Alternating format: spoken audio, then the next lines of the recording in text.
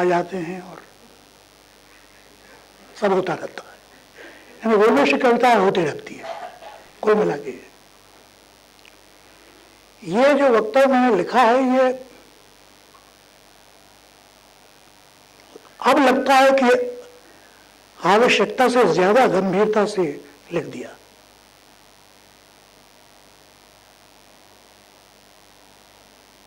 ये मेरे हाथ के लिखे 12 पेजेस में है और मैं खासा गजीन लिखता हूं और मैं ये बिल्कुल नहीं जानता कि आप लोगों की दिलचस्पी उसमें होगी या नहीं होगी। असल में रोमेश की कविता और किसी भी अच्छे कवि की कविता और किसी भी अच्छे युवा कवि की कविता आज बहुत ज्यादा समस्याएं पैदा कर रही है। आज की हिंदी कविता जितनी जटिल और जितनी चुनौती भरी है, और खासकर रघुवीर सहाय की अत्यंत दुखद असामयिक मृत्यु के बाद ये फिनोमेनन देखने में आ रहा है पिछले 20 वर्षों में, कि हिंदी कविता ने एक क्वांटम जंप हासिल की है। वो पिछले 50 वर्षों की कविता से इतनी आगे निकल गई है कि हमें उसके लिए एक आइंस्टाइन सरीखे या माख सरीखे दिमाग से सोचना पड़ता है। और यह भी है कि धन्यवाद है मुक्तिबोध का कि मुक्तिबोध के बाद कविता इतनी बौद्धिक और साथ में इतनी भावनापूर्ण हो गई है कि सारी कविता उसके आगे पिछली कविता या अलग ढंग की कविता मांद पड़ रही है। मुझसे ये आलेख लिखना बहुत कठिन था और मैंने बहुत अपने आप से बहानेबाजी की, क्योंकि मुझे वो ब्रेक थ्रू नहीं मिल रहा था जहां से मैं रोमेश की कविता पर बात शुरू करूं। अचानक मुझे लगा कि यदि मैं थोड़ा इतिहास में जाऊं, हिंदी कविता के रिसेंट इतिहास में, तो शायद मैं उस बिंदु पर पहुंच सकूंगा जहां से मैं रोमेश की कविता पर बात करने की शुरुआत कर पाऊंगा। इस आलेख का शीर्षक है अब एक नई तमीज की जरूरत होगी। इसका उपशीर्षक है रोमेश की प्रतिबद्ध वैश्विक जटिल बहुवर्णीय कविता पर एक तदर्थ टिप्पणी। इसका तीसरा और प्रासंगिक उपशीर्षक यह है विष्णु खरे द्वारा इस टिप्पणी के प्रेरक विश्वनाथ त्रिपाठी को समर्पित।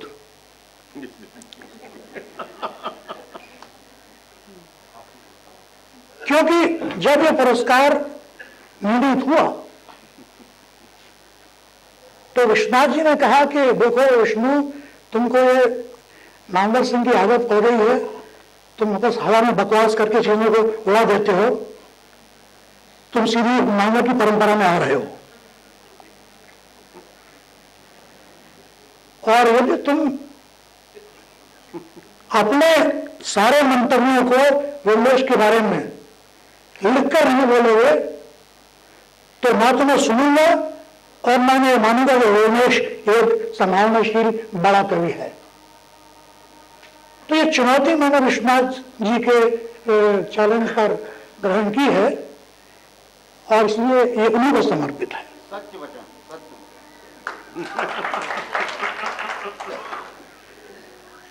जब आपका मुकाबला रोमेश के जैसे प्रतिभावान युवा हिंदी कवि से होता है तो आप सिर्फ उसे समझने के लिए ही नहीं, स्वयं अपना दिमाग साफ रखने के लिए भी एक पहला उपक्रम तो ये करते हैं कि उसे किस परंपरा के परिप्रेक्ष्य में देखना शुरू किया जाए। प्रारंभ में ही ऋग्वेद और महाभारत की काव्य प्रवृत्तियां याद आती हैं, जो कबीर, रहीम, रसखान, मीर, नजीर, गालिब, हरिहौद, छायावादी, चतुर्मूर्ति, विशेषता निराला, मुक्तिबोध, शमशेर, नागार्जुन, त्रिलोचन, भान प्रसाद मिश्र से होती हुई हमें रघुवीर साहा तक पहुंचाती है। लेकिन एकदम समसामयिक संदर्भ में हमें रोमेश शुक्ल जैसे 21वीं सदी के पहले दशक के युवा हिंदी कवि मुख्यतः मुक्तिबोध और रघुवीर साहा के अपेक्षाकृत बड़े सिलसिले या प्रबलता धारा के हरावल में दिखाई से पड़ते हैं। दरअसल मुक्तिबोध और रघुवीर साहा ने अलग अलग और एक साथ हिंदी कविता को कितना बदला है, जबकि दोनों के बीच ऐसा कोई साझा कार्यक्रम न था और न ही एक दूसरे की काव्य उपस्थिति का स्वीकृत एहसास। उतना शायद किन्हीं और दो कवियों ने नहीं। यद्यपि यह भी दिलचस्प है कि पिछली सदी के 6वें 7वें दशकों यानी 1950 से 1969 के बीच कुछ ऐसे काव्य विद्यार्थी भी उभर रहे थे जो कविता कॉलेज में मुक्तिबोध सर और सहाय सर की क्लासेस अटेंड तो कर रहे थे, लेकिन अंततः कमोबेश अपनी शैलियों और धुन में उनके नोट से जरूरत पड़ता गाइडेंस हासिल कर लेते थे। उसी कॉलेज में दाखिला लेने के बाद, अपनी अनिवार्य रैगिंग करवा चुकने के बाद रोमेश शुक्ल भी उस कथित बड़े सिलसिले प्रबलता धारा या कविता की कठिन सड़क पर कदम रख रहे हैं। लेकिन जिसे बार बार अपेक्षाकृत बड़ा सिलसिला, प्रबलता धारा या कविता की कठिन सड़क कहा जा रहा है, आखिर उसकी प्रवृत्ति, लक्षण या बनावट क्या है? आज हिंदी कविता जिस वेल्डिंग, वल्कनाइजेशन या गैल्वेनाइजेशन का परिणाम है, वो मुक्तिबोध और रघुवीर साहा जैसे उस्ताद मिस्त्रियों का निष्णात या निष्णात धातुशास्त्रियों के लोहार खाने में भी संभव होना है। यद्यपि उसमें नागार्जुन, त्रिलोचन, शमशेर और भानु भाई जैसे समान धर्माओं की कारीगरी और सलाह भी शामिल रही। समसामयिक हिंदी कविता के केंद्रीय धर्म प्रतिबद्धता है।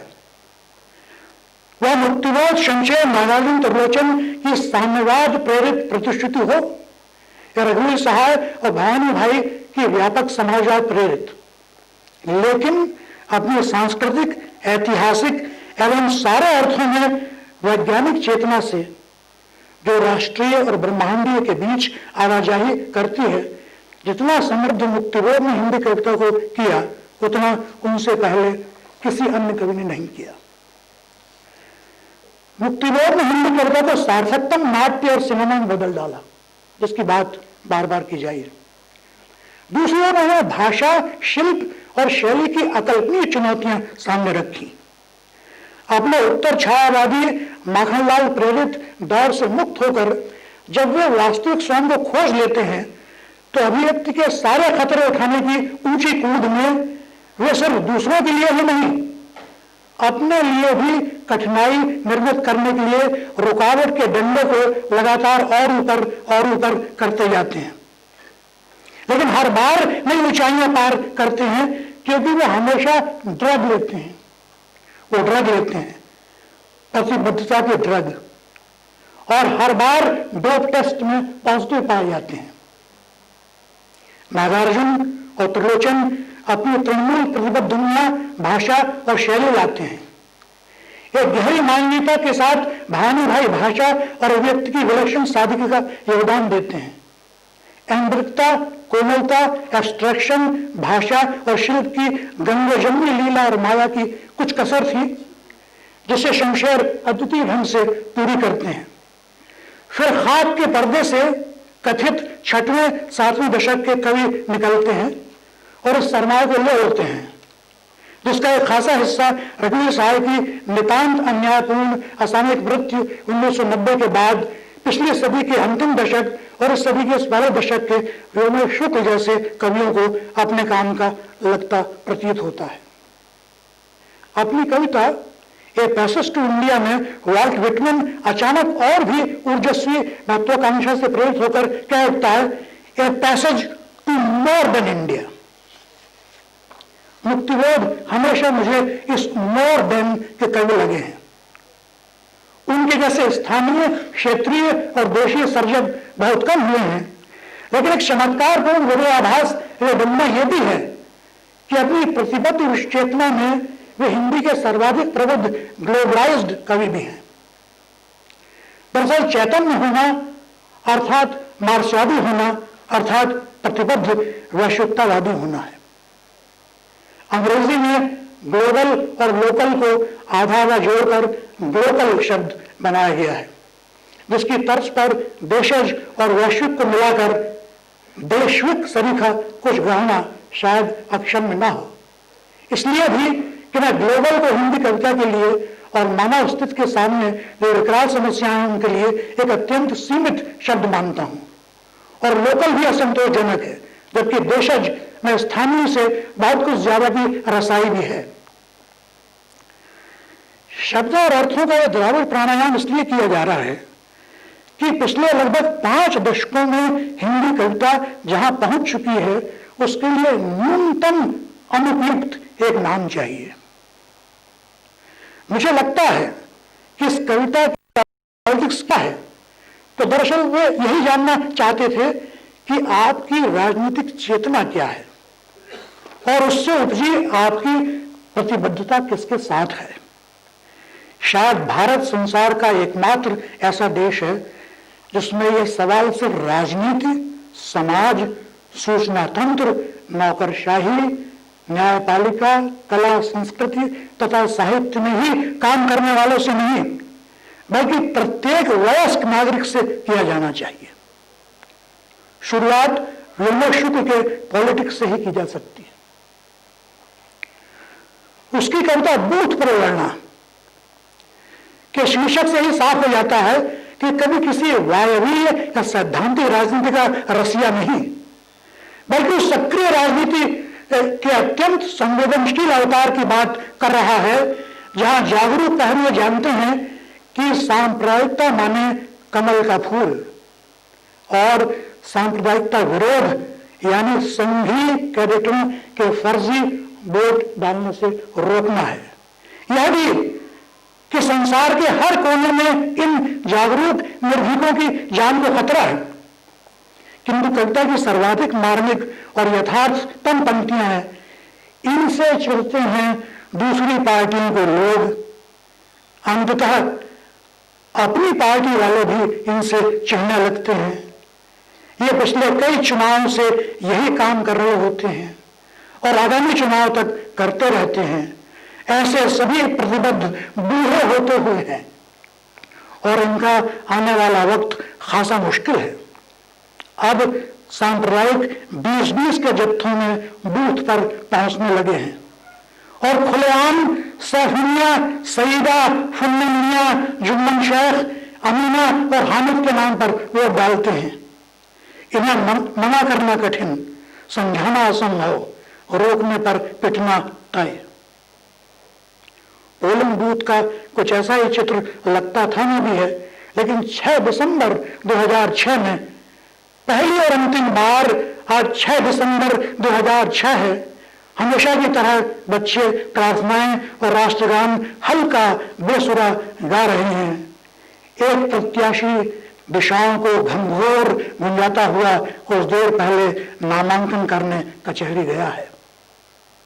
मुझे नहीं मालूम कि विमर्श शुक्ल के अपनी हमेशा या कभी कभी मैं अपनी हमेशा या कभी कभी कविता कब लिखी थी, लेकिन एक वाक्य में असफल होकर एक कमजोर नींद में डूबता हूं तो अमर सिंह की पार्टी का गुंडा धमकाने के लिए दरवाजा खटखटाता है। पढ़ने के बाद यही लगता है कि यह गुंडा अपने मालिक के लिए बिना खटखटाए नंबर 10 जनपद का दरवाजा खोलने के बाद ही इतना दबंग होकर आया होगा।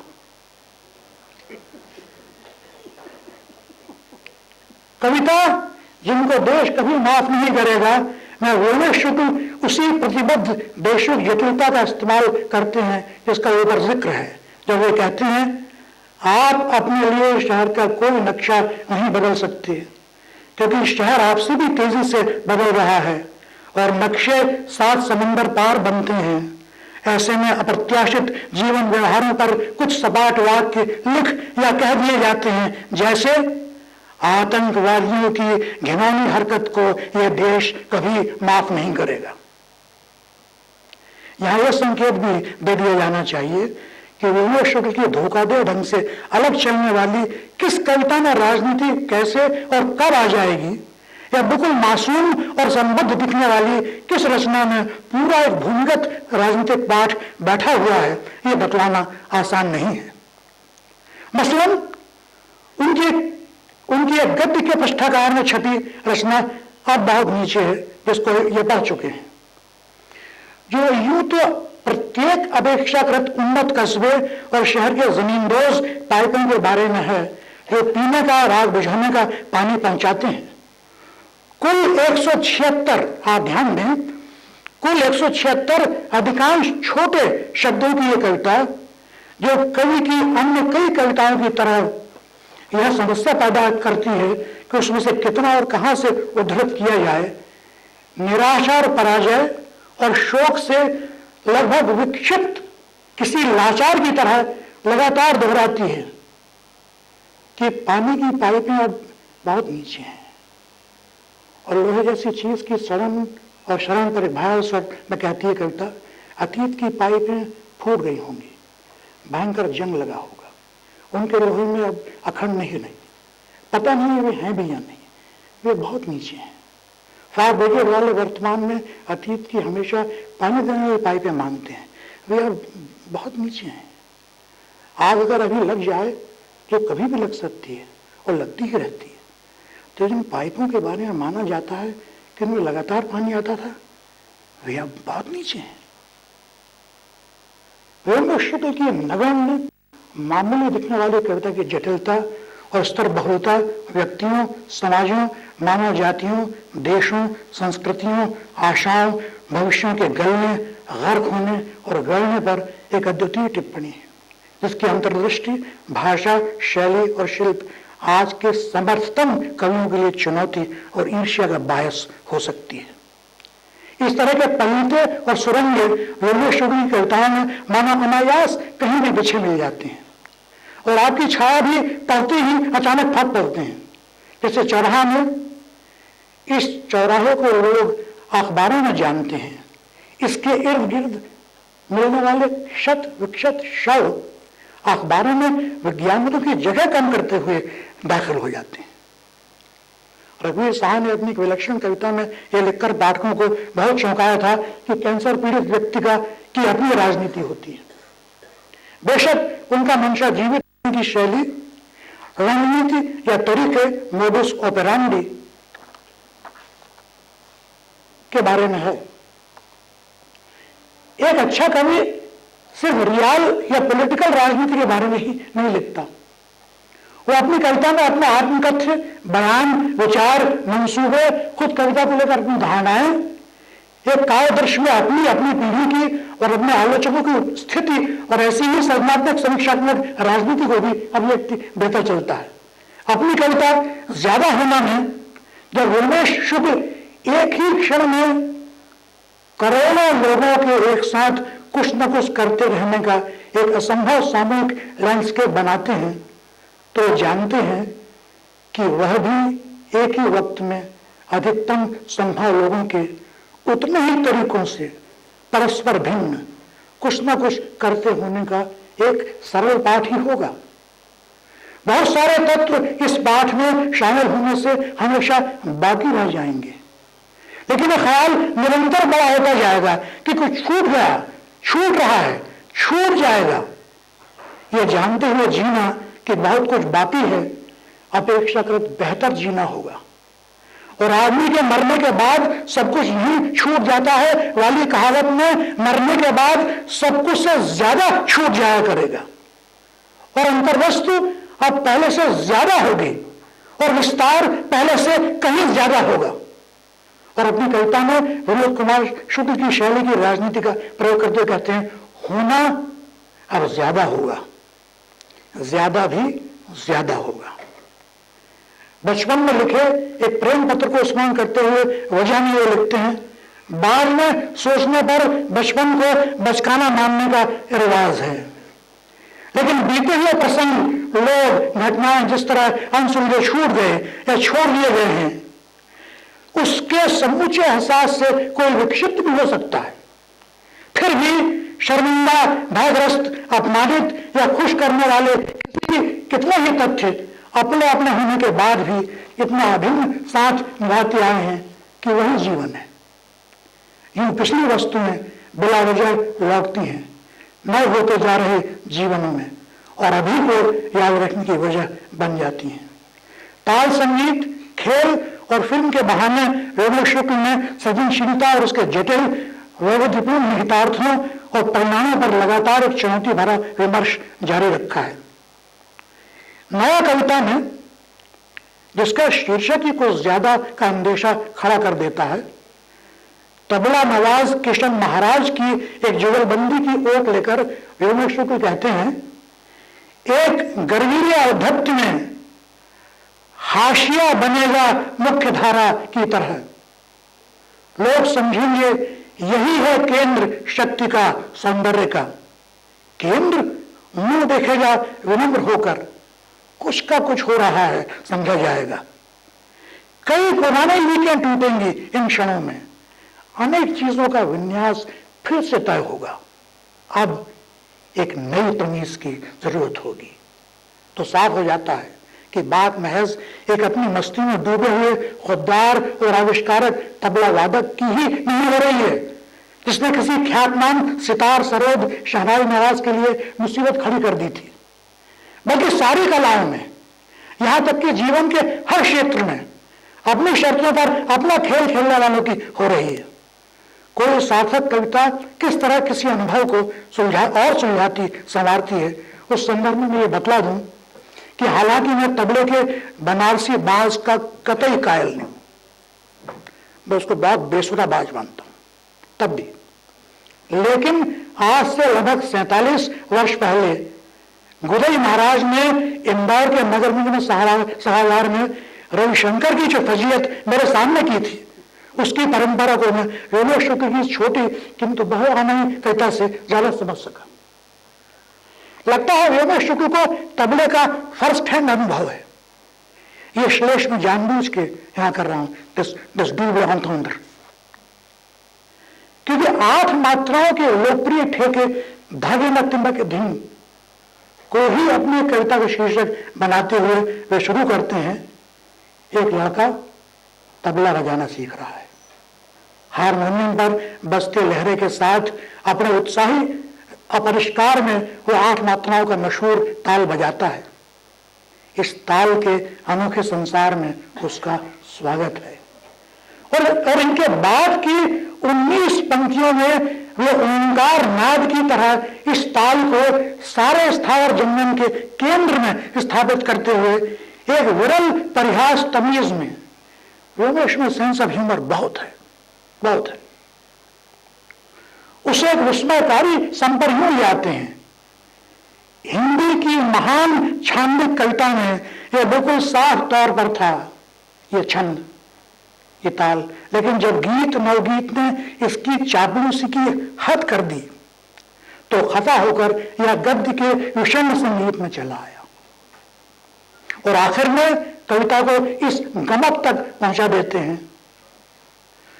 तो गद्य के अनोखे संसार में उस ताल का स्वागत है। यहां जो लड़का तबला बजाना सीख रहा है, ताल के संसार में गद्य में से होता हुआ जा रहा है। उसके पास अभ्यास नहीं, अनुभव नहीं, सफाई नहीं, एक जुनून है ये ताल बजाने का। कभी कभी यह भी होगा कि उस रास्ते पर चलते चलते भटक जाए, लड़खड़ा जाए, सड़कें गड्ढों से भरी हुई हैं, पुल कमजोर पुराने हैं, पीछे से बेताल का समुद्र लहराता हुआ आ रहा है, बेसुरे दरोगा नया करने के लिए टहल रहे हैं, लेकिन लड़का है कि तबला बजा रहा है। जब नियमित क्रिकेट खेलना असली गेंदों के घुटने के कारण महंगा होता जा रहा है, मुझे पता नहीं आजकल गेंद कितने की आती है। हाँ, मैं जब खेलता था तो 10 रुपए की आ जाती थी। जी बताइए। अच्छी। जब नियमित क्रिकेट खेलना असली गेंदों के घूमने के कारण महंगा होता जा रहा है, तो हल्की सस्ती गेंदों से कंधे के नीचे से बॉलिंग करने का अंडरग्राउंड क्रिकेट गंभीर वास्तविक खेल को महज मनोरंजन बना देता है। और उसके बाद व्योमेश को मैं उद्धृत कर रहा हूं, अब आप निरर्थक शतक अर्धशतक बनाते हैं या मुतैया मुरलीधरन या अजंता मेंडिस की तरह लेग ब्रेक, ये दोनों शब्द नहीं है, इन्हें अपनी ओर से जोड़ रहा हूं, या लेग